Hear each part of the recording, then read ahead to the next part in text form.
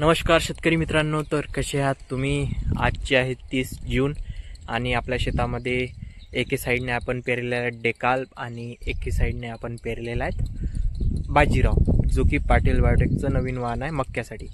तर आपण यावर्षी बघू कसा काय ॲव्हरेज निघते. तसं तर मी 3-3.5 एकरमध्ये पेरला आहे डेकाल आणि 1-1.5-2 एकरमध्ये आपण बाजीराव पेरलेला आहे. तर बघू यावर्षी कसं काय उत्पादन देते बाजीराव नवीन बियाणं. आणि डेकाल व्हेरायटी तर तुम्ही ती पहिलीच ऐकली असेल, बायरची 9210 असा नंबर होता त्याचा, तो पण पेरला.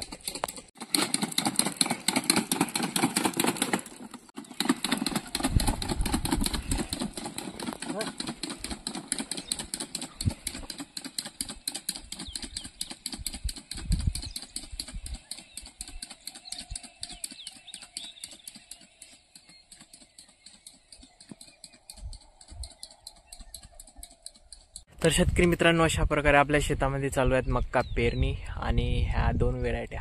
तर बघू यावर्षी कोणता मक्का चांगलं उत्पादन देऊ शकते. तर आणि कांदा तर आपण जिंदलचाच लावला आहे, जिंदलचा भीमा शुभ्रा म्हणून येते तो. GSCचा पण होता भीमा श्वेता, तो पण लावायचा होता पण भेटला नाही तो, म्हणजे जेव्हा पाहिजे होता तेव्हा भेटला नाही. तर त्यामुळे आपण 15 किलो तर हा जिंदलचाच घेऊन टाकलेला आहे.